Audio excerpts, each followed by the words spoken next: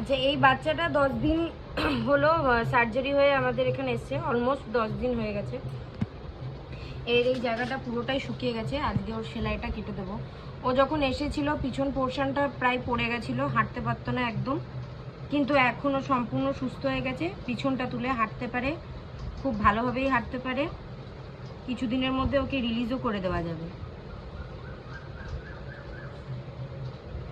আর এই জায়গাটাও ভালোভাবে শুকিয়ে গেছে।